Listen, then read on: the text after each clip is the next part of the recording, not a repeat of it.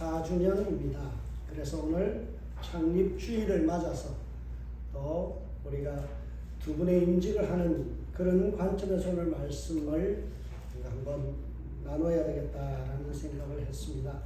갈라디아서 6장 11절에서 17절 말씀 가지고 함께 아드 폰테스라는 제목으로 함께 은혜 나누고자 합니다.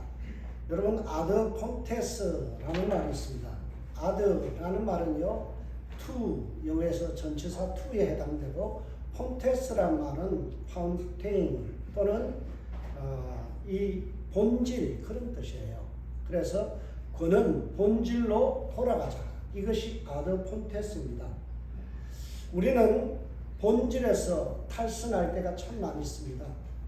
우리가 본질로 돌아가자, 초대교회로 돌아가자. 이 말은요, 전제가 있는데 그것은 뭔가 이미 우리가 본질에서 벗어난 것이고, 초대교회가 보여준 신약적인 교회, 사도행전적인 교회에서 많이 벗어나 있다라는 것을 우리가 전제를 하기 때문에 본질로 돌아가자라는 말이 있습니다. 여러분, 지난주에 저는 교회의 본질에 대한 이야기를 나눴습니다. 오늘은요, 한번 우리가 기독교의 본질이 뭘까라는 겁니다. 좀 더 확대해서 보죠. 지난 시간에 우리가 볼 때 리차드 할버슨이라는 그 목사님의 이야기를 우리가 함께 나눴죠. 미국 상원 채플린을 했던 그 목사님께서 이런 말을 했습니다. 교회는 그리스로 이동해 철학이 되었고, 로마로 옮겨가서는 제도, 시스템이 되었고, 그 다음으로 유럽으로 옮겨가서는 하나의 컬처, 문화가 되었고요. 마침내 미국으로 왔을 때는 교회가 기업이 되었다. 교회가 차츰차츰 변질되어가는 모습을 보여줍니다. 교회에서 정말 복음이 아니라 어떤 데는요, 교회 문화가 모든 것을 어찌 보면 문화가 교회처럼 여겨지고 복음처럼 여겨집니다. 너네 교회는 이런 행사해? 이게 전혀 복음도 아니고 진리도 아니에요. 여러분, 행사를 안 한다고 해서 그것이 교회가 아닌데도 문화가 없으면 그 문화 때문에 교회를 갖다 함부로 폄하하는 사람들이 있죠. 또 어떤 사람들은요, 제도를 가지고 이야기합니다. 우리는 장로 제도야. 장로도 없는 교회가 무슨 교회야? 또 그렇게 이야기하는 분들이 있어요. 어떤 교회는 회중교회야. 우리 회중들이 결정하면 돼. 침례교회 분들은 또 그렇게 이야기하죠. 여러분, 교회가 가면 갈수록 기업화되어 가죠. 김재환 영화감독가 했던 이 말에 덧붙여서 교회는 한국으로 와서 대기업이 되었다. 여러분, 큰 교회 보세요. 완전 대기업입니다. 어떤 교회는요, 목사님의 점심 식사가 30만 원짜리래요. 그래서 제가 그거 보고 참 놀랐어요. 대기업 회장도 그런 거 안 먹겠다 싶을 정도로 교회가 본질에서 벗어나고, 그리고 타락하는 모습들을 뼈아프게 지적하는 내용이 바로 이 내용입니다. 그래서 오늘날 많은 목사님들이 또 신학자들이 본질로 돌아가야 된다. 초대교회로 돌아가야 된다. 정말 기독교의 모습으로 회복되어야 된다라는 이야기를 합니다. 그러면 기독교의 본질이 뭘까요? 기독교의 본질이 뭘까요? 오늘 읽은 본문은 갈라디아서 6장 11절에서 17절까지의 말씀인데요. 이 말씀은 기독교의 본질에 대한 부분을 정확하게 간파하고 있는 말씀입니다. 왜냐하면 20세기에 가장 탁월한 설교가 또는 신학자로 꼽히는 존 스타트 목사님, 오늘 본문을 가지고 설교하면서 설교의 제목을 뭐라고 지었는가 하면 기독교의 본질이라고 지었어요. 탁월한 신학자요 목회자였던 존 스타트 목사님이 오늘 본문을 제대로 이해하면 기독교의 본질을 꿰뚫게 된다는 거예요. 오늘 본문에 보면 바울은 양보할 수 있는 기독교의 본질을 강조하기 위해서 지금까지 비세게 받아쓰기를 하던 그 갈라디아서를 스탑합니다. 그리고 그 붓을 빼앗아서 다시 자기가 쓰기 시작합니다. 오늘 보면 11절을 보세요. 내 손으로 너에게 이렇게 큰 글자로 쓴 것을 보라. 10절까지, 갈라디아서 6장 10절까지는 바울의 몸이 좋지 않았기 때문에 대피를 시킵니다. 비세게에서 이렇게 받아쓰게 했어요. 근데 11절에 따라서는요, 제자의 붓을 빼앗아서 자기가 직접 쓰기 시작합니다. 내 손으로 너에게 큰 글자로 쓴 것입니다. 큰 글자라는 말이 뭡니까? 내가 힘주어서 강조하는 크게 쓴 글자를 보라라는 거예요. 갈라디아서를 마무리하는 입장에서 기독교의 본질을 다루는 부분에 와서는요, 비세에게 시킬 수가 없었어요. 비록 몸은 쇠약하고 그리고 몸이 말을 듣지 않지만 너무나 고통스러운 질병 속에서 있는 바울이지만 죽을 힘을 다해서 기독교의 본질을 외치고 있는 거예요. 그렇다면 기독교의 본질이 뭘까요? 여러분, 기독교의 본질이 뭘까요? 오늘 본문 15절이 그 본질을 정확하게 오늘 본문이 설명합니다. 갈라디아서 6장 15절. 할례나 무할례가 아무것도 아니로되 오직 새로 지으심을 받은 것만이 중요하니라. 여러분, 중요한 본질이 뭐라고요? 오직 새로 지으심을 받은 것. 여러분, 이것이 본질이에요. 새로운 피조물이 되었다라는 것이 기독교의 본질입니다. 여러분, 기독교는요, 예수 믿는 사람들의 모임입니다. 교회도 마찬가지죠. 예수를 믿는 사람들이 모인 사람들이에요. 모인 공동체가 기독교이고 교회예요. 그러면 예수를 믿는다는 것은요, 그의 인생이 변화되었다는 거예요. 새로운 피조물이 되었다는 거예요. 새로 지으심을 받았다는 거예요. 여러분, 그래서 바울은 고린도 성도들을 향하여 고린도후서 5장 17절에 우리가 너무나 잘 아는 말씀을 강조하죠. 그런즉 누구든지 그리스도 예수 안에 있으면 새로운 피조물이라. 이전 것은 지나갔으니 보라 새 것이 되었도다. 이게 기독교의 본질이에요. 여러분, 여러분의 정체성이 달라진 거예요. 여러분이 이제 새로운 피조물이 된 거예요. 하나님의 백성 되었어요. 천국 백성이 되었다는 거예요. 이게 기독교의 본질입니다.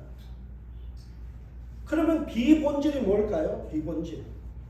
비본질은요, 오늘 15절의 말씀의 비본질에 대해서 부분들이요, 이어지는데요. 보면 기독교의 전통이나 문화나 제도나 이런 것들은 비본질이에요. 오늘 본문에 등장하는 할례나 무할례는 비본질입니다. 할례라는 것이 무엇인가요? 하나님의 백성 되었다라는 징표로서 몸에 새기는 흔적이 할례예요. 이 몸의 바깥에 새겨진 이 표시가 우리의 신앙의 깊이나 성숙을 담보해 주지 않아요. 할례를 받았다고 해서 그가 구원받는 게 아니에요. 전혀 이런 형식적인 것은 우리 신앙에 중요한 것이 아니라는 거예요. 그런데도 갈라디아 교회는요, 비본질, 이 비본질적인 것에 집착했어요. 비본질적인 할례를 가지고 서로 싸움박질을 났어요.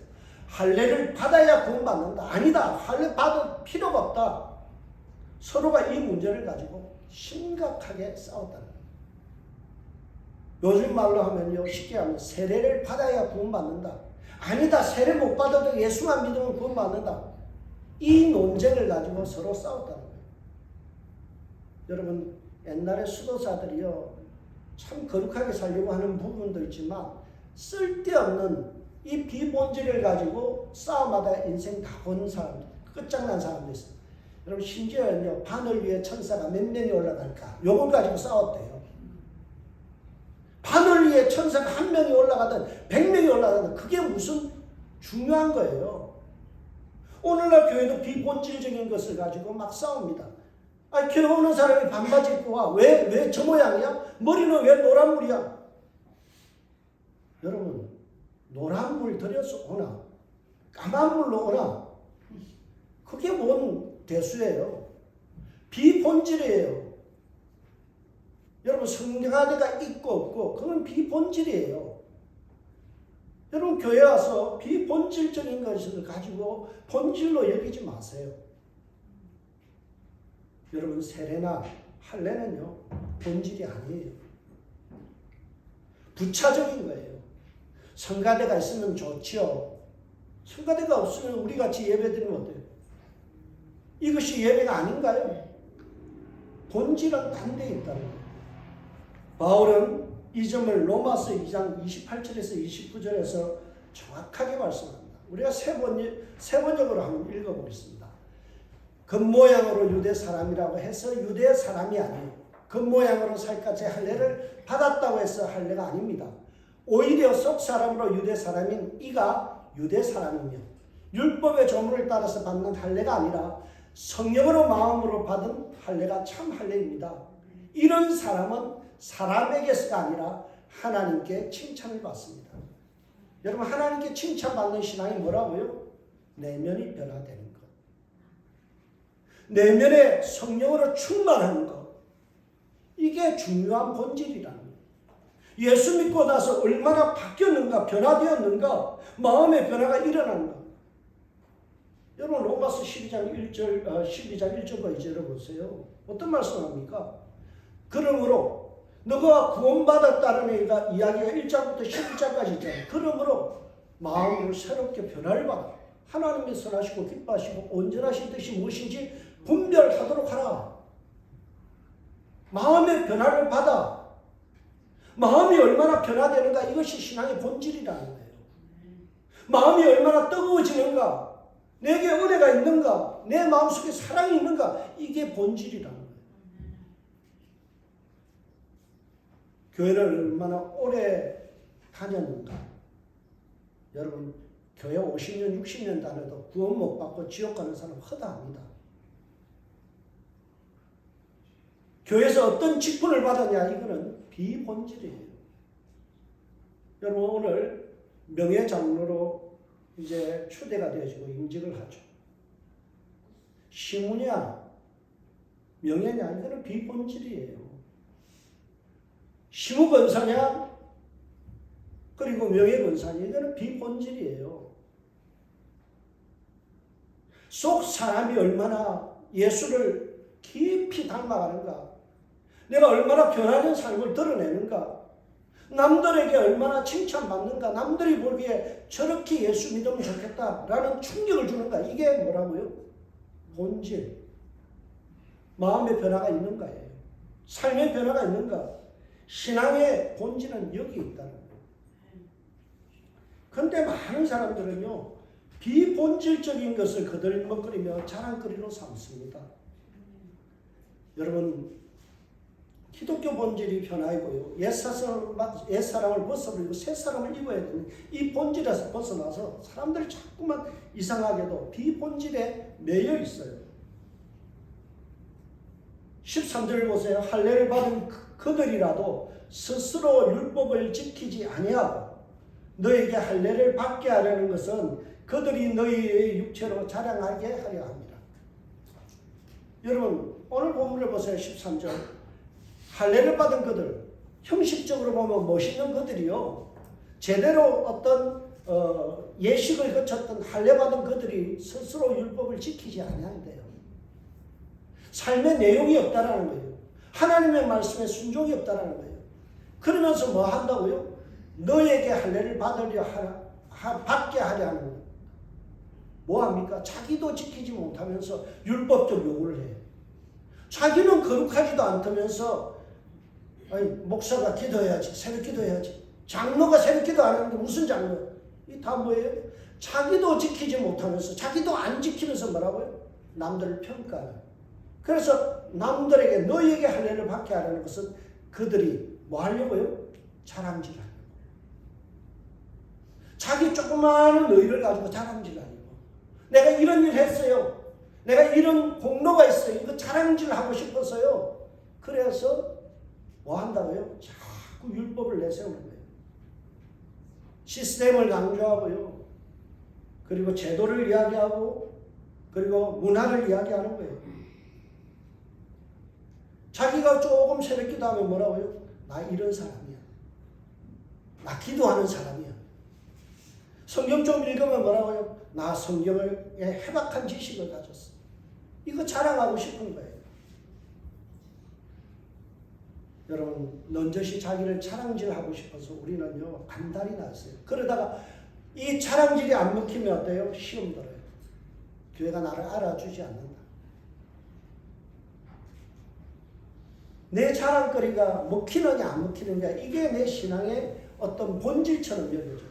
누가 나를 인정해주면 헌신해요. 누가 나를 인정해 주면 주지 않으면요 헌신 안 해요.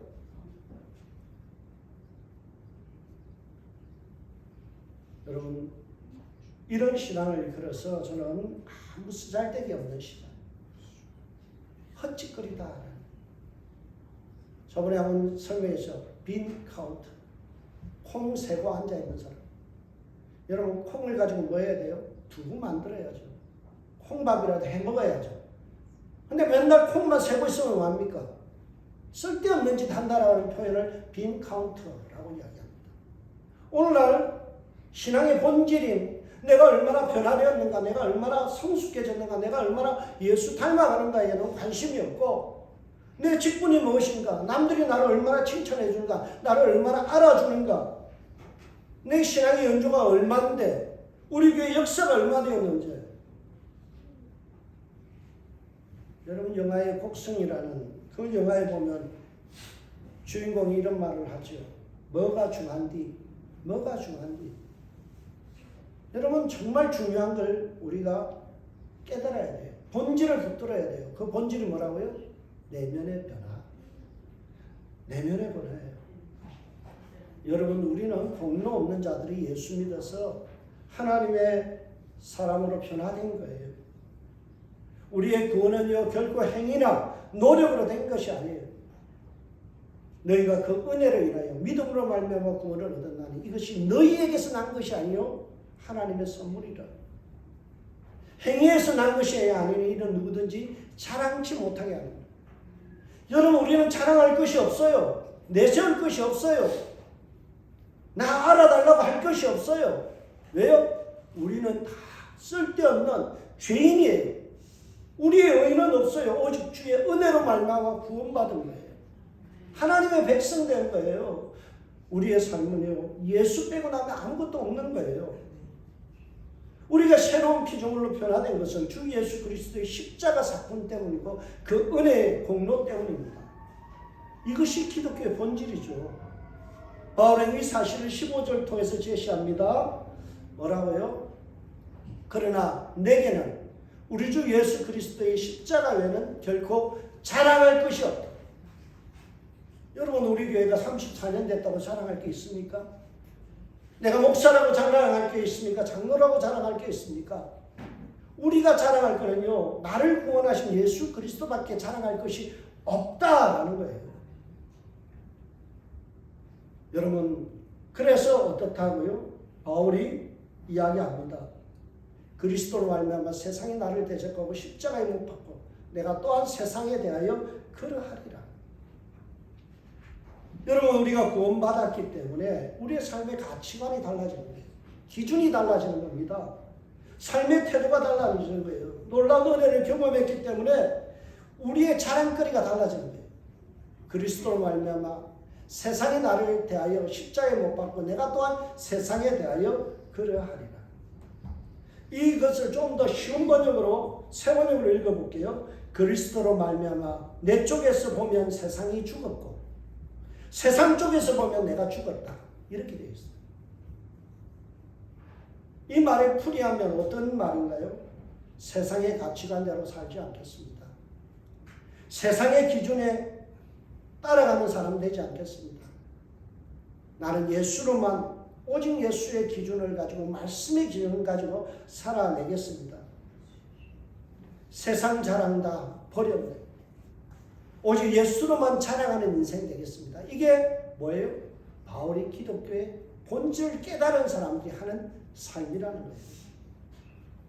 바울은 고린도 교회 성도들이 이렇게 말합니다. 고린도전서 2장 2절 내가 너희 중에서 예수 그리스도와 그가 십자가에 못 박힌 것 외에는 아무것도 알지 아니하기로 작정했다. 여러분 내가 너희 중에서 예수 그리스도와 그가 십자가에 못 박힌 것 외에는 아무것도 알지 않기로 작정했다. 여러분 우리는 한 가지를 작정해야 됩니다. 오늘 노예 권사님 명예 장로님으로 임직하는 두 분 마음속에 작정하십시오. 나는 예수만 아는 인생 되겠다. 나를 구원하신 십자가의 은혜 외에는 내가 알지 아니하기로 작정하겠다. 여러분 마음에 가득한 것이 입술로 나옵니다. 여러분 아침에 일어나서요. 우연찮게 유행가를 하나 들었잖아요. 하루 종일 그 유행가가 나오는 거예요. 여러분의 인풋이 뭐냐라는 거예요. 여러분 유튜브 너무 즐기지 마세요. 쓰잘데기 없습니다. 그 지식 알아도 되고 몰라도 돼요. 내가 정말 알아야 되는 것은 우리 주 예수 그리스도밖에 없어요. 오직 예수 그리스도가 그의 십자가의 사건, 이것만 우리는 더 깊이 알기로 작정해야 돼요. 우리 찬송가 내용이 있죠. 예수 더 알기 원하네. 예수 더 알기 원하네. 여러분 예수를 알아가는 삶이 되어야 돼요. 여러분 얼마나 5년 전보다 아니 1년 전보다 내가 예수를 얼마나 깊이 알아가나요? 내 신앙을 얼마나 예수님 앞에 집중하고 있나요? 쓸데없는 유튜브 보는 그 시간에 예수님 묵상하세요. 기도하세요. 찬송하세요. 오늘날 많은 사람들이 여러분 세상 끝 갖고 자랑합니다. 자랑하려면 이 정도는 들고 자랑하세요. 여러분 이 가방이 얼마짜리게요? 이게 얼마 정도 돼야 자랑하겠습니까? 우리 교회에서 이거 정도 들 수 있는 사람이 있으면 좋겠어요. 저는. 얼마냐? 79억.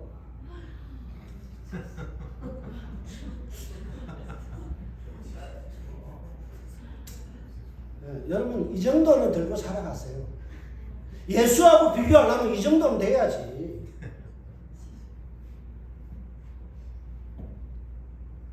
여러분 헤르메스라는 가방 있죠. 여러분 켈리 로즈 골드라는 게 있는데요. 그거 보니까 가격이 200만 불. 네, 어버이날 이전 그거 사드리세요.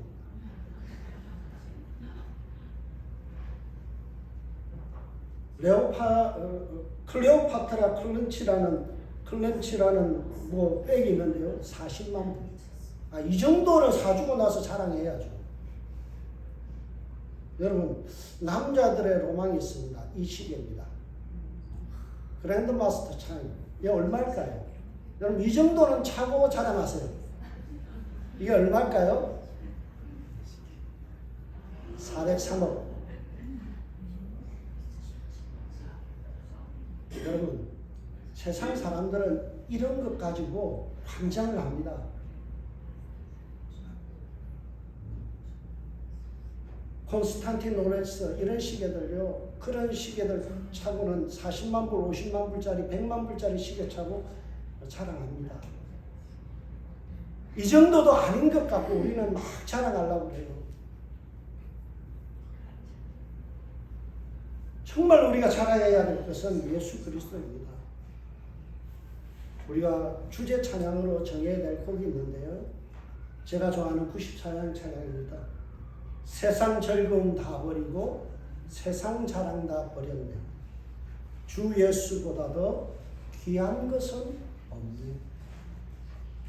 주 예수보다도 귀한 것은 없네.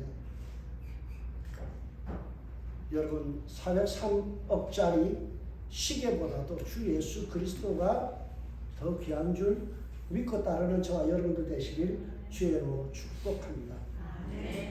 내 손에 파텍 필립이 없다 할지라도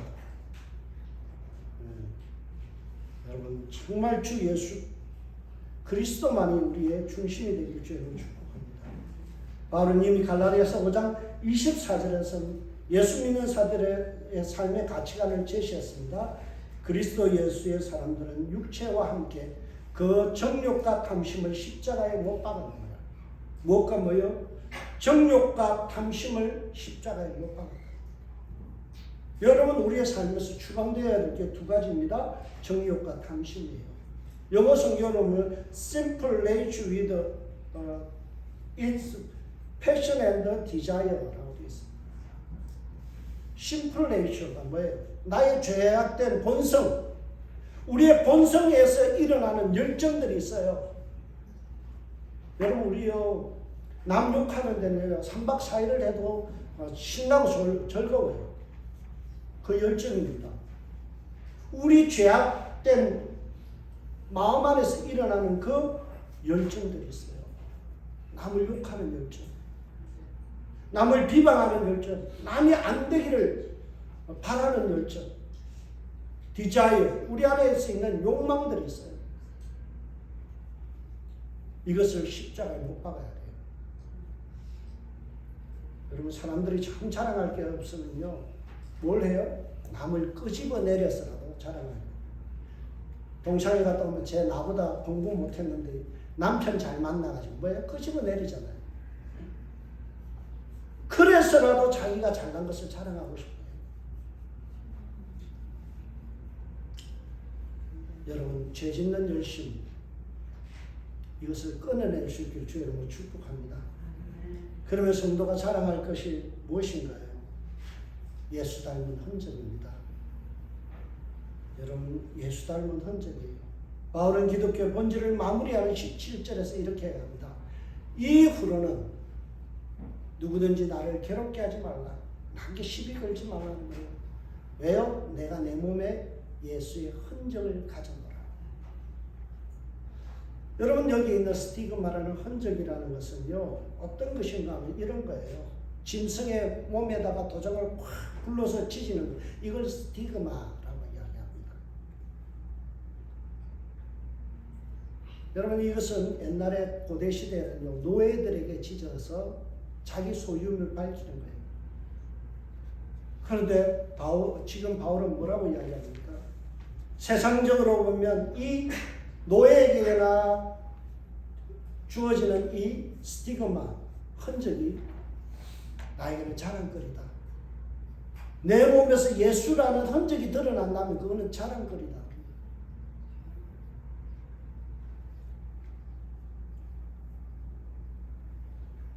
달리 말하면요, 내 몸에서 예수의 향기가 드러난다면 그것이 자랑거리다. 그럼 우리의 자랑은 뭐가 되어야 될까요? 예수 그리스도, 그리고 내가 예수 닮은 모습이에요. 예수의 향기예요. 그래서 오늘 16절을 보세요. 뭐라고 이야기합니까? 무릇 이 규례, 캐논이라고 되어 있어요. 영어로는. 캐논이 뭡니까? 자, 척도, 기준이잖아요. 이 규례를 행하는 자에게, 이 규례가 뭐예요? 나의 자랑은 오직 예수 그리스도. 그로 말미암아 나의 변화된 삶, 이것만 쫓아가는 사람은 그 사람에게 은혜와 평강과 긍휼이 있을지어다. 하나님의 복을 받는 방법이 뭐예요? 나의 자랑은 다 내려놓고 예수만 자랑하는 인생. 세상 것 자랑하지 아니하고 오직 예수만을 닮아가는 인생. 이것이 참 교인이고 주님 앞에 칭찬받는 그러한 사람이다라는 거예요. 제가 한국에서 두 교육자로 7년을 토탈 10년을 살겠는데요. 그 중에 7년을 섬겼던 교회가 있습니다. 한국에 있는 강서교회라는 곳인데요. 그곳에서 부교육자 사역을 하면서 제가 했던 게 어떤 집회나 이런 거 있을 때 이제 강사를 섭외하는 그런 일을 했어요. 그 중에 한 분이 누군가 하면 장욱조 목사님입니다. 이분이 그 찬양도 잘하지만 이전에는 유명한 가수였어요. 여러분들 잘 아는 노래, 기다리게 해놓고 오지 않는 그 사람, 나는 기다림에 지쳐서 하는 노래가 있습니다. 성령 충만한 여러분들은 잘 모르시겠죠. 어떻게 말할까? 그 사람 이름도 몰라요, 나이도 몰라요, 마음씨도 몰라요. 그죠? 그런 노래가 있었어요. 이분을 모셔서 간정집회와 찬양집회를 하는데요. 막간을 이제 집회를 하기 전에 시간이 있어서 오후 예배 때 하니까 점심 드시고 나서 시간이 있어서 제가 접대하면서 이제 이야기를 나누게 됐어요. 저희 교회 이전에 있었던 꽤 유명한 분이 한 분 계셨어요. 그분이 이전에 이분이 참 세상적으로 보면 알아주는 분이에요. 성악가이면서 교수이면서 우리 교회 지휘자였고요. 테너 가수였고요. 뮤지컬 배우로도 아주 유명한 분이에요. 그래서 제가 그 전도사 시절이니까 모르고 이 장욱조 목사님께 이야기를 하다가 그랬어요. 저희 교회에 이전에 지휘하신 분 중에 임모 씨라는 분이 계시는데 임모 교수님 잘 아시죠? 한참을 듣고 있던 장우주 목사님 그 말을 해요. 전도사님 죄송한데요. 그분에게서는 예수 믿는 냄새가 안 나요. 제가 이 그분하고 여러 가지 일을 같이 했는데요. 예수쟁이가 아니에요. 그 말에 저는 충격을 받았어요. 분명히 예수 믿는 냄새가 나야 되는데 냄새가 안 난다는 거예요. 성가대 지휘를 하고 대학 교수가 되고 테너 가수를 하고 뮤지컬 가수를 하면 뭐합니까? 예수를 믿는데 예수 믿는 향기가 안 난대요. 세상 사람들과 견주었을 때 전혀 변별력이 없다는 거예요.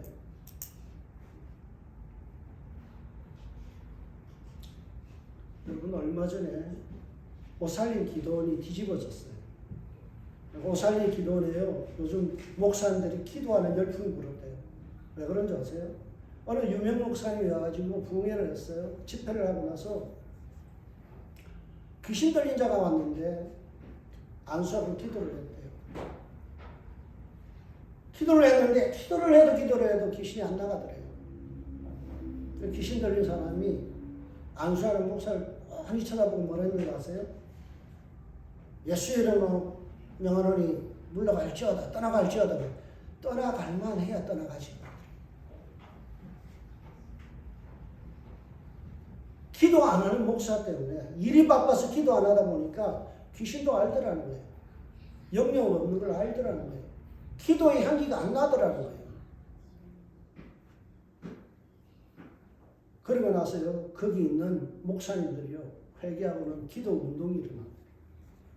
나도 까딱하다가는 기도 향기가 안 나타나고, 기도의 영역이 나타나지 않으면 나중에 저런 귀신 들린 사람에게 창피당할 수 있거든요. 예수 향기가 안 나면 귀신도 우습게 여기는 거예요. 예수 믿는 향기가 나야 되고요. 기도의 향기가 나야 돼요. 그래서 기도를 쉬는 것을 뭐라고 이야기해요? 기도를 쉬는 죄를 결단코 범죄하지 말아라. 기도 쉬는 거 죄예요. 권사님들 하루에 30분 이상 기도 안 하면 죄예요. 여러분 권사 장로님들 하루에 30분 1시간 이상 기도 못한다. 그러면 그거는 죄예요. 왜요? 장로님이라는 분은요 25명당 1명을 세운 거예요. 25명의 기도의 몫을 감당해야 될 사람이 누구예요? 장로님이에요.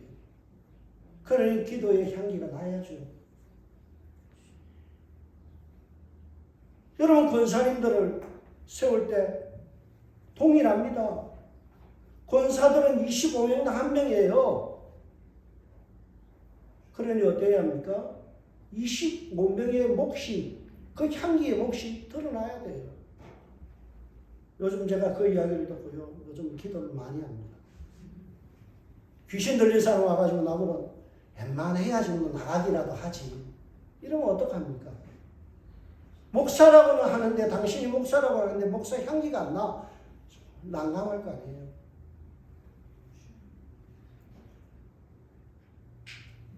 여러분 기독교의 참모습은 뭐냐? 예수 향기를 드러내는 거예요. 내 삶의 변화를 통해서 예수의 향기가 드러나는 거예요. 얼마나 풍성한 삶이 내 속에서 일어나는지를 보여주는 거예요. 바울은 고린도후서 2장 16절에서 이것을 뭐라고 표현하는가 하면 생명에 이르는 냄새, 예수의 향기다 그랬어요. 여러분 삶에 예수의 향기가 드러나십니까? 여러분의 얼굴에서 성령 충만함이 느껴지십니까? 여러분들 보고 혹시 목사님 아니세요? 이러면 정말 이겁니다.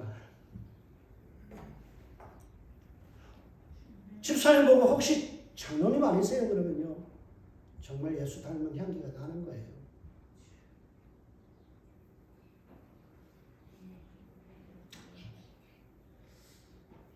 여러분의 말과 인격에서 삶에서 예수 믿는 향기를 드러내시길 주의 이름으로 축복합니다.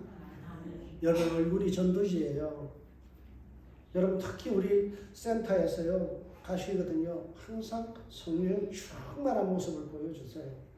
그래야 전도가 되죠. 여러분 직장에 나가시거든요. 환한 성령 충만한 모습을 보여주세요. 입에서 욕이 나와서는 안 돼요. 비방하는 말이 나와서는 안 돼요. 평가하는 말이 나와서는 안 돼요. 그러면 뭐예요? 저런 뭐 하는 사람 교회 내가 가고 싶겠냐고요.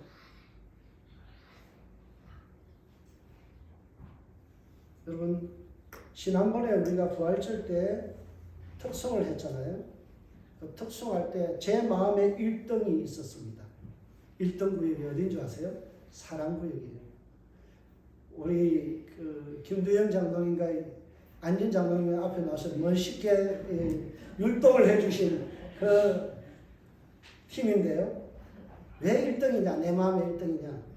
선곡에서 90점 먹고 들어갔어요. 여러분 그 특송곡이 뭐였어요? 사람을 보며 세상을 볼 때 만족함이 없습니다. 그 가사의 마지막이 어떻게 됩니까? 가시밭에 백합화 예수 향기 날리니 할렐루야 아멘. 여러분 가시밭에 백합은 우리 교단의 상징이에요. 성결교의 상징이 뭐예요? 가시밭에 백합화.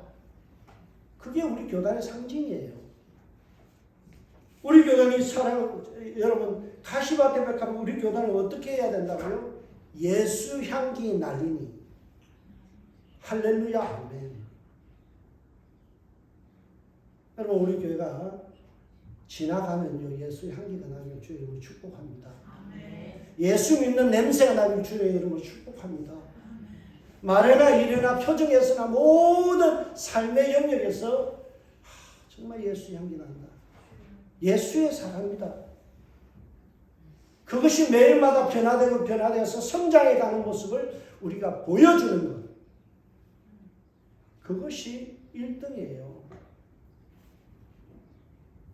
그래서 제 마음에 1등곡. 예수 향기 날리니 할렐루야 아멘. 이거예요. 이 한 주간 오로지 여러분의 삶의 변화가 일어나길 주님으로 축복합니다. 예수 현정만을 자랑하는 여러분이 되시길 주님으로 축복합니다. 나의 입술에서 세상 것 자랑하지 아니하고 오직 예수 그리스도 십자가 사건만을 자랑하고 허물 많은 우리는 십자가 뒤에 감춰지는 저와 여러분 되시길 주님으로 축복합니다. 우리가 34년의 역사를 자랑할 것이 아니라 우리의 교회는 죄인도 변화된다. 사고뭉치도 변화된다. 세상에서 포기한 사람도 예수 믿고 변화되는 곳이다. 이것을 자랑할 수 있는 은샘교회로 발전되어서 35주년 때는요. 여기에 천사들만 앉아 있으시길 주의 이름으로 축복합니다. 아멘. 기도하겠습니다. 하나님 감사합니다.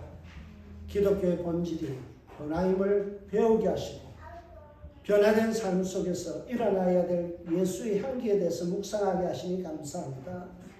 우리 교회는 예수만 자랑하는 교회 되게 하시고 변화를 경험하는 곳이 되게 하시고 인생의 가치관이 세상 것 아니라 하나님 나라와 하나님의 영광만을 드러내는 은샘교회 되게 하여 주옵소서.